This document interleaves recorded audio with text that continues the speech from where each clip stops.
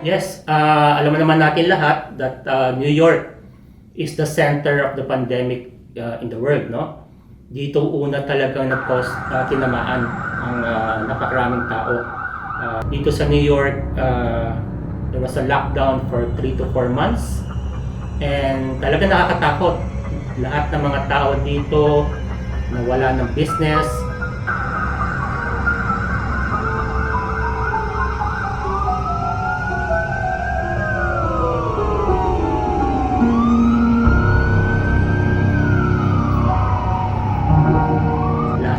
Tao dito, punong-puno lahat ng hospital, ICU, emergency. But of course, dito sa Philippine National Bank New York,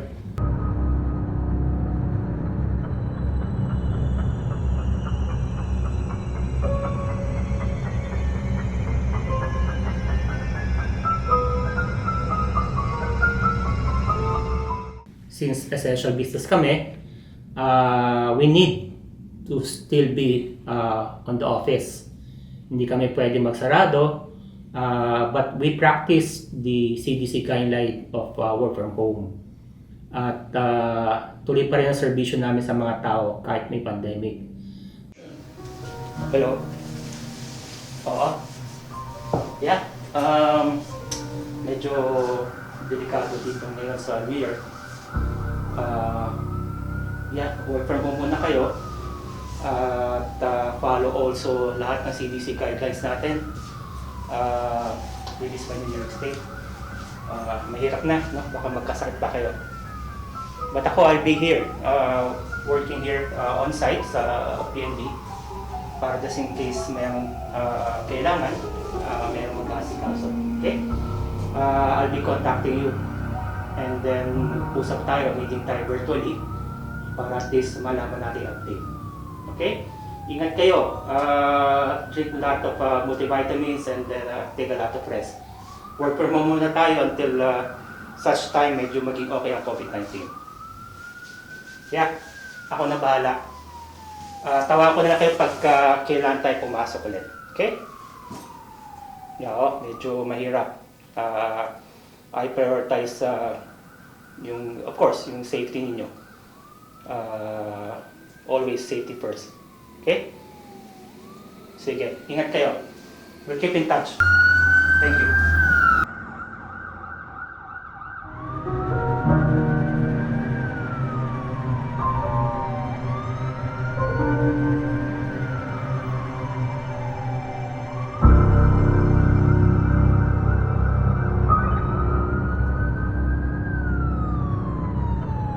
But yeah, medyo nakakatakot talaga. At as you can see, ang New York ang pinakamaraming namatay sa pandemic. Well, actually, ako mismo, no, nakaranas ng COVID-19. Nagkasakit ako in 2021, no. Kala ko nga para katapos ako na. Napakahirap pala maging biktima ng COVID-19. Wife ko, inaalagaan lang ako. Nagkulong ako talaga sa kwarto namin for 3 weeks.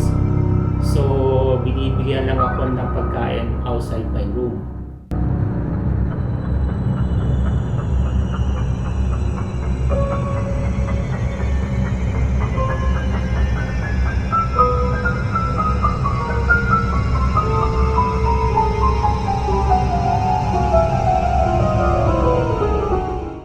Ikaw, kamusta ka na? Are you sure?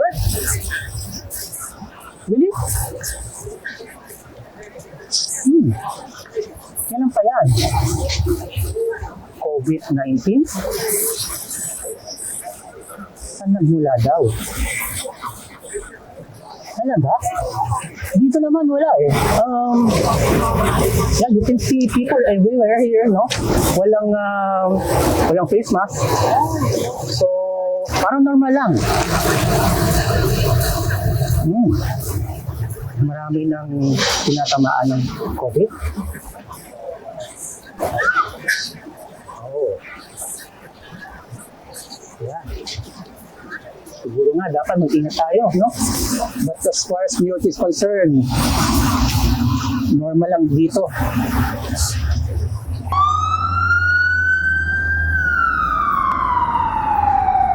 Kailangan laging vitamin C and multivitamin. Okay? Sige, see you then. Bye.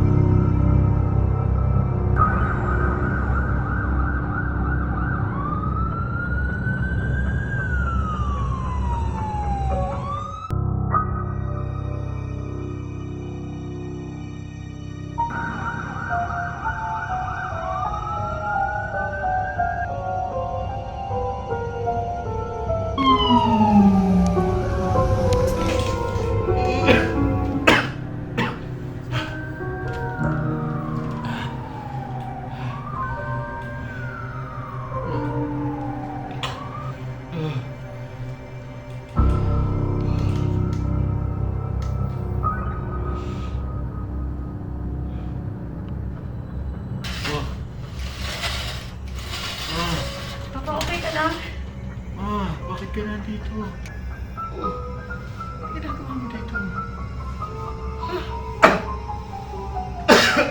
Bakit ka nandito?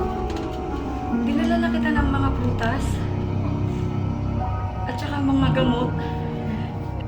Lumayo ka, mahahawa ka sa akin. Lumayo ka sa akin. Ito oh, nandito para gumaling ka kaagad. Ha?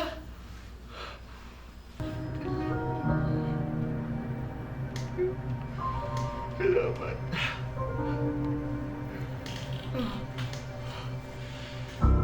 At saka may dala rin akong pang BP Oh, para ma-check mo yung blood pressure mo. okay lang ako rito, ma. May lagnat ka ba? Okay lang ako. Okay lang ba yung nararamdaman mo? Oo, okay lang ako. Wala akong lagnat. Kaya lang, malamig. Malamig na parang pinapawisan ako. Oh, ma. Malamig eh. Malamig. Tapos pinapawisan ako, ma. Oh, Bakit? Bakit kaya? hindi ko alam. Mahirap huminga. Mahirap huminga. Mahirap huminga. Ano ba? And ang wife ko is a nurse, no? So, si Jedy. So, talagang sumuporta na sa akin. Napakahirap. Kumusta mga anak mo? Kumusta mga bata na sila? Okay naman sila. Huwag kang mag-alala kasi nilipat mo na sila sa kabilang kwarto. Okay lang po kayo. Huwag mo mo kami masyadong isipin. Okay lang naman kami dito. Gusto kita mahawa. Baby, gusto na kita hawakan eh. Hindi kita mahawakan. Ako din pa. Hindi pwede. Lumayo ka na. Kahit saglit lang. Di ba pa pwede?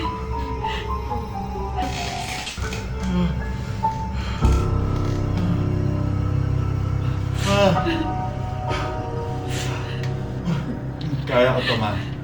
Kaya ko to.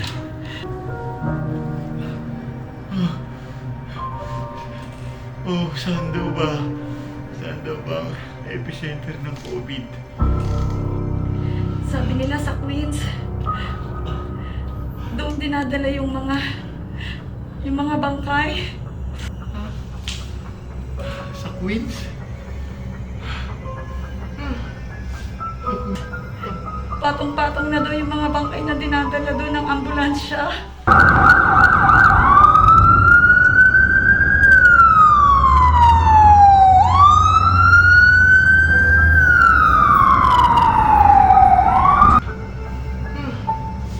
Queens.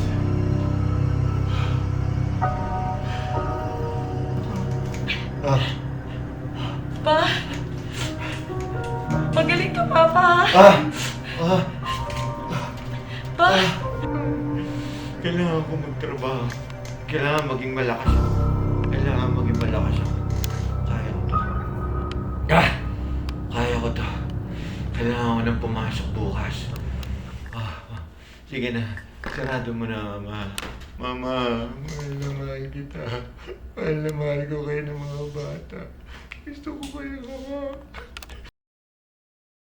And then my daughter and my son, si Charles Jeric and si Camille Erica, nakaalala lang sa akin during that time.